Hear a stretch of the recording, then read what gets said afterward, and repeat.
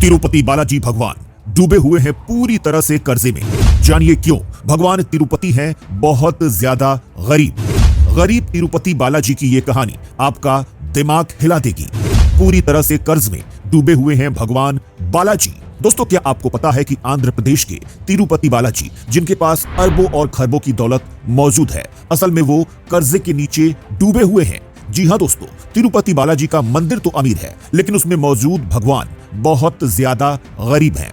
दोस्तों, आइए आपको बताते हैं तिरुपति बालाजी की सबसे अद्भुत कहानी कि वो इतने गरीब क्यों हैं। दोस्तों, धार्मिक ग्रंथ में बताया गया है कि एक बार नदी के किनारे ऋषि यज्ञ कर रहे थे और तब नारद जी वहां पर पहुंच गए, क्योंकि ऋषि ये फैसला नहीं ले पा रहे थे कि त्रिदेवों यानी ब्रह्मा, विष्णु और महेश में से हमारे यज्ञ का फल किसे मिलेगा।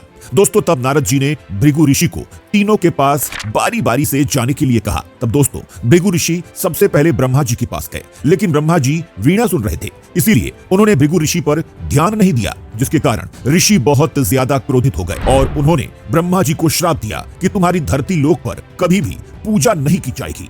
दोस्तों, उसके बाद ऋषि भृगु महादेव के पास गए, लेकिन महादेव उस वक्त माता पार्वती के साथ एकांत में बात कर रहे थे, इसलिए उन्होंने भी भृगु ऋषि पर ध्यान नहीं दिया, जिसके कारण ऋषि भृगु वहां भी बहुत क्रोधित हो गए और उन्होंने महादेव को श्राप दिया कि उनकी पूजा हमेशा लिंग के रूप में की जाएगी। दोस्तों, उसके बाद ऋषि भृगु भगवान विष्णु के पास गए, लेकिन वहां भी उनके साथ ऐसा ही हुआ। भगवान विष्णु ने भी उन पर ध्यान नहीं दिया और इससे ऋषि भृगु बहुत ज्यादा गुस्सा हो गए और उन्होंने भगवान विष्णु की छाती पर लात मार दिया। लेकिन दोस्तों, छाती पर लात लगने के बावजूद भी भगवान विष्णु क्रोधित नहीं हुए, उल्टा उन्होंने भृगु ऋषि के पैर धोए और उनसे पूछा कि कहीं मेरी कठोर छाती पर लात मारने से आपके लात चोटिल तो नहीं हो गए। उसके बाद ऋषि भृगु बहुत ज्यादा खुश हो गए, लेकिन इस चीज से माता लक्ष्मी नाराज हो गई और बोली कि छाती पर लात मारने के बावजूद आपने कुछ नहीं किया, जबकि आप जानते हैं कि आपके हृदय में मेरा निवास है और ये चोट आपको नहीं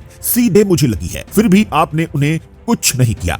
जिसके बाद माता भगवान विष्णु पर गुस्सा होकर वहां से चली गईं और धरती लोक पर एक राजा के घर में जन्म लिया और उसके बाद माता पद्मावती के नाम से जानी गईं। भगवान विष्णु उन्हें चारों तरफ से देखते और खोजते रहे, पर उन्हें माता कहीं भी नहीं मिली। उसके बाद भगवान विष्णु भी धरती पर एक आश्रम में गुरु माता जी के पास रूप बदलकर रहने लगे और वो गुरु माँ जो पूर्व जन्म की यशोदा माता थी, उन्होंने भगवान को वचन दिया था कि आप अगले जन्म में हमारा विवाह करेंगे। तब माता यशोदा ये कहती हैं कि मैं बचपन से आपका पालन पोषण किया, लेकिन आपका विवाह नहीं देख पाई। तब भगवान कृष्ण ने माता को वचन दिया था कि अगले जन्म में आप हमारा विवाह कराएंगी। और दोस्तों, तब भगवान विष्णु पद्मावती को देखते ही पहचान जाते हैं और अपनी गुरु माँ से शादी करने के लिए कहते हैं और तब गुरु माँ तुरंत ब्रह्मा, विष्णु, महेश का आवाहन करती हैं और भगवान प्रकट होते हैं और उन सबको साक्षी मानकर कुबेर जी से विवाह के लिए पैसा उधार लेते हैं। और दोस्तों, तब कुबेर जी ब्रह्मा, विष्णु और महेश को साक्षी मानकर भगवान विष्णु को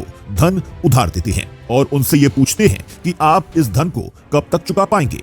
तब भगवान कहते हैं कि कलयुग के अंत तक मैं ये धन आपको चुका पाऊंगा और जब कलयुग में मेरे भक्त जो भी धन दान, पुण्य और यज्ञ कार्य में करेंगे, उससे आपका कर्ज चुका दूंगा।